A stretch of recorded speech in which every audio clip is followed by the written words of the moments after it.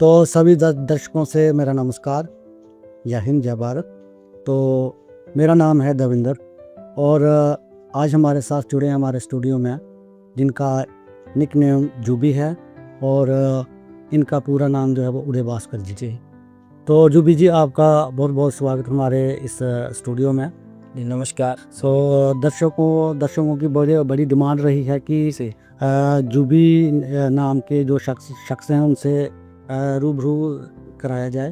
तो बड़े दिनों के बाद आज मौका मिला है आपसे मिलने का। जी तो चलिए दर्शकों के लिए हम आपसे शुरू करते हैं आज की बातचीत। जी। तो जूबी जी, आप बताएंगे कि आप जूबी से उदय भास्कर कैसे बने? देखिए, ये बात शुरू करने से पहले मैं आपका शुक्रिया अदा करना चाहूँगा कि आपने जो है जम्मू के उन आर्टिस्ट को एक प्लेटफॉर्म दिया कि वो अपने विजन को, अपने आइडियोलॉजीज़ को, अपने शब्दों को बयां कर सके लोगों की तरफ। तो इसके लिए सबसे पहले तो एक ग्रेटफुल थैंक यू आपको। Thank you. एंड सर, जैसे कि आपका सवाल था कि मैं यूवी से जो है उदय भास्कर कैसे बनाऊँ, तो जैसा कि आप जानते हैं कि मैं एज एन आर्टिस्ट, मेरा स्टेज नेम जो है वो उदय भास्कर है। तो दोस्तों, ये जो दोनों नाम है मेरे, यूवी एंड उदय भास्कर, ये दोनों मेरे ही नाम थे जो मेरी फैमिली ने दिए थे। यानी कि ये कुछ ऐसा नहीं कि मैंने खुद से अपना नाम डाला हो, ये मेरी फैमिली से दिए थे। बट इस कहानी का ट्विस्ट ये है कि मुझे यूवी नाम तो अच्छा लगता था, लेकिन उदय भास्कर पता नहीं क्यों मुझे नफरत बहुत थी इससे। जी। जब भी मेरे से कोई पूछता कि आपका नाम क्या है, तो मैंने हमेशा बोलना कि मेरा नाम यूवी है, उदय भास्कर नहीं। हुआ क्या, एक वक्त की बात है कि मेरा भाई जो है, मुझसे बड़ा भाई है, वो चंडीगढ़ कॉलेज के लिए जा रहा था। तब मेरी उम्र जो है वो कम से कम 2nd क्लास में होऊंगा मैं, या फिर 3rd क्लास में होऊंगा। तो जिस दिन उन्होंने पंजाब जाना था, चंडीगढ़ जाना था सॉरी, तो उस दिन वो जाते जाते उन्होंने मुझे कहा कि यूवी, ये देख, मेरे फ़ोन में मैंने एक आर्टिस्ट का जो है म्यूज़िक डाउनलोड किया है जी। इस आर्टिस्ट को सुन। वो आर्टिस्ट का नाम था बोहेमिया, जो मेरी इंस्पिरेशन भी है, मैंने काफ़ी पॉडकास्ट में पहले भी बताया हुआ। तो जब मैंने उन आर्टिस्ट को पहली बार सुना, बोहेमिया को, वो एक पंजाबी रैपर है और वो ही है फादर जो आज रैप हो रहा है। हाँ, जिन्हें फादर ऑफ रैप या देसी हिप हॉप। जी। तो हुआ क्या कि मैंने उनको सुना। अब एक 2nd क्लास का बच्चा जो उस दौर में है, जिस दौर में कवालियाँ, गज़लें, शेरो शायरी है, जी, उस दौर में एक ऐसे म्यूजिक को सुन रहा है जो म्यूजिक बिल्कुल डिफरेंट है यस म्यूजिक से है, जो फ्यूचरिस्टिक है, जो जी। उस वक्त का म्यूजिक था ही नहीं। जी तो एक उस 2nd क्लास के बच्चे के लिए ये चीज सुनना बहुत ज्यादा एक ड्रामेटिक था और एक बहुत ज्यादा एक जी टॉप ऑफ द, जिसे हम कहते हैं मून, वैसी फीलिंग थी कि भाई ये क्या चीज है, ये क्या है। पर मजा तो आ रहा था क्योंकि न्यू म्यूजिक था। तो मैंने उनको सुना एंड कहीं ना कहीं मैं उस म्यूजिक से बहुत प्रभावित हुआ। इंस्पिरेशन अंदर आ गई। जी, उसकी धुनें, उसके वर्ड, उसकी कॉम्पोजिशंस, उसकी एक एक वर्ड जो रियलिटी के साथ टच कर रहा था और जो आपके रूह को भी रूह को या जी। तो मतलब उनको सुना एंड बहुत ज्यादा मजा आया उसको सुन के। तो मैं क्या हुआ, धीरे धीरे उस म्यूजिक के लिए जो है पागल हो गया। हर दिन स्कूल से जब आना म्यूजिक सुनना, जब उन पाजी का कोई भी गाना आना तो मैंने सुना। तो अचानक क्या हुआ कि सुनते सुनते मेरे को खुद जो है मेरा मन रैप करने का किया कि भाई मैं भी रैप करता हूँ, मैं भी खुद का म्यूजिक बनाता हूँ। तो मैंने रैप करना शुरू किए। आपके अंदर दिलचस्पी ज्यादा हो गई। जी। तो हुआ क्या कि जब मैंने रैप वगैरह किए तो मैंने स्कूल में सुनाने, तब मेरी जो रैप था वो रोमांटिक, सैड, जो आज मतलब यूथ का होता है, जी वैसा था। तो काफ़ी इंजॉय करते, टीचर्स इंजॉय करते और उनके लिए भी एक नया टेस्ट था। तो मैंने वैसे ही किया। बट धीरे धीरे जब उम्र बढ़ी, जब मैच्योरिटी आई, जब नॉलेज बढ़ा, तो मेरा जो रैप था वो कहीं ना कहीं यूथ के जो मुद्दे थे उन पे आ गया। मेरी लिखाई जो है वो देश के करंट सिचुएशंस पे शुरू हो गई लिखना।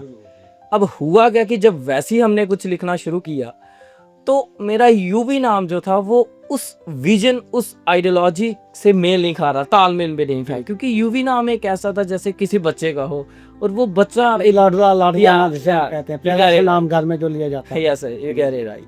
तो हुआ क्या कि मुझे काफियों ने कहा कि भाई तुम्हारा जो यूथ के प्रति आइडियोलॉजी है, तुम्हारा विजन है ना, वो तो ठीक है, पर हमें नाम पे थोड़ी सी प्रॉब्लम है।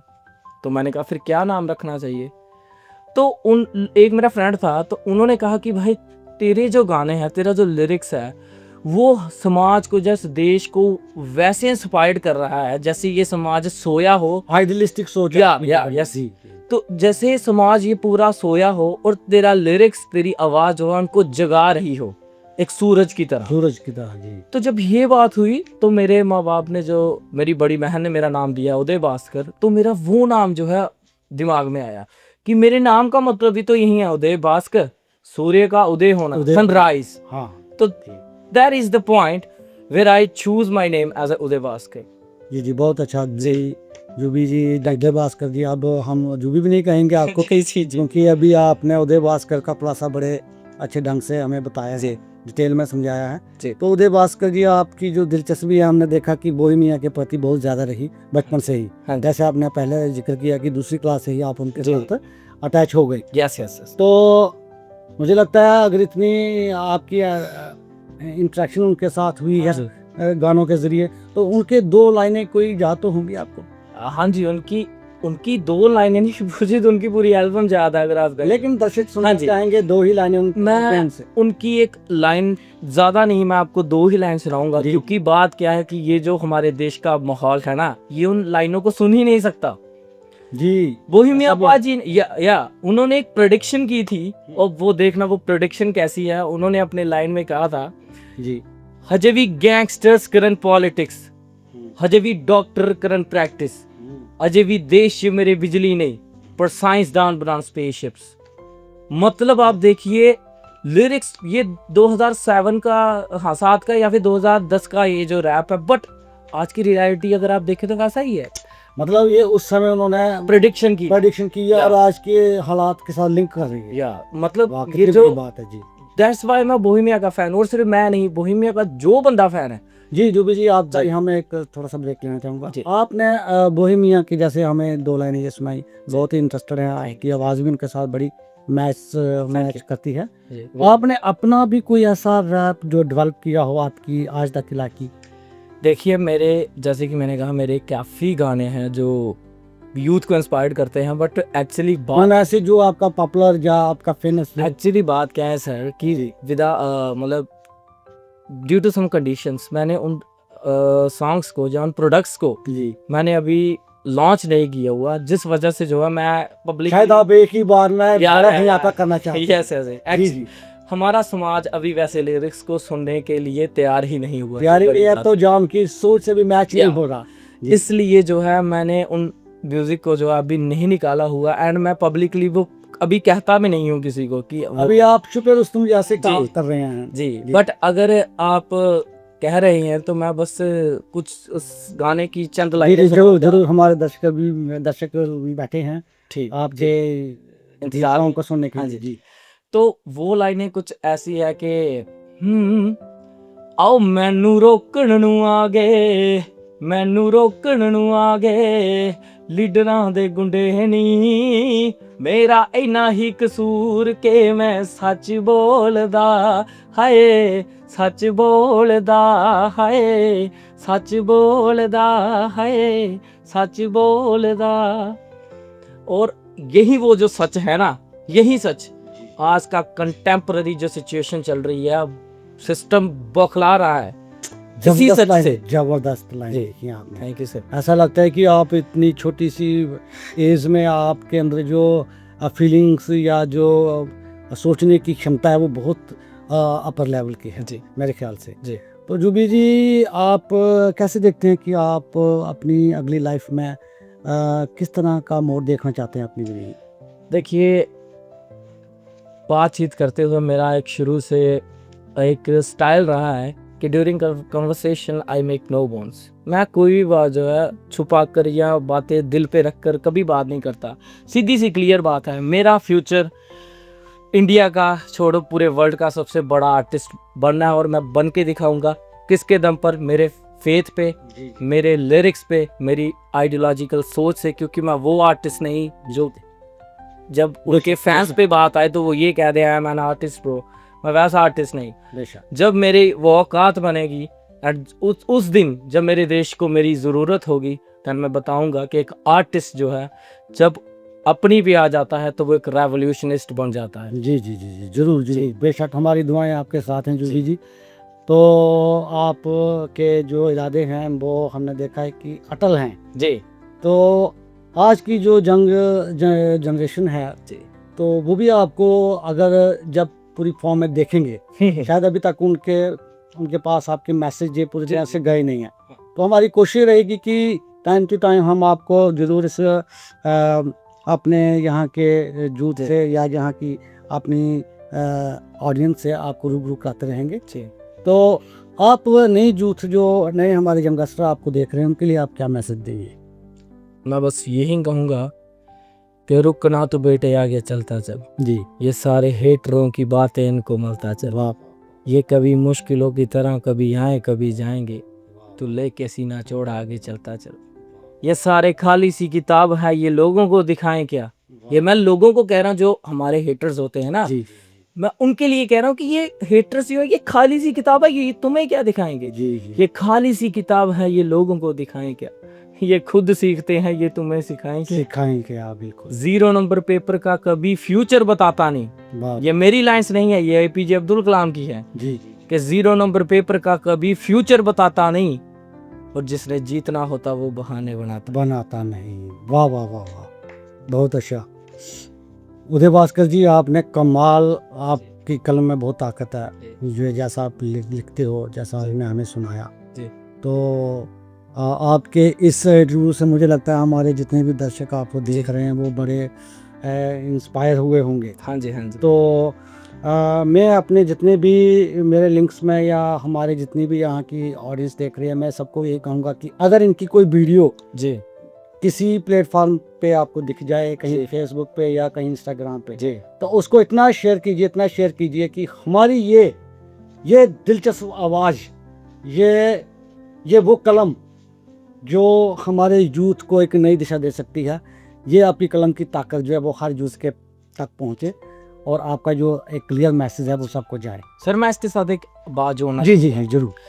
मैं उस तमाम ऑडियंस को, मैं उस तमाम यूथ को, मैं उस तमाम पेरेंट्स को, मैं उन तमाम इंस्टीट्यूशंस को एक बात कहना चाहूँगा जी कि हमारे भारत देश के एक बहुत बड़े रेवोल्यूशनिस्ट, एक बहुत बड़े रिफॉर्मर, एक बहुत इंटेलिजेंट पर्सनालिटी जिनका नाम डॉक्टर बाबा साहेब अम्बेडकर है, उन्होंने एक बात कही थी। जी उन्होंने कहा था कि शिक्षा वो शेरनी का दूध है जिसे जो पिएगा वो दहाड़ेगा।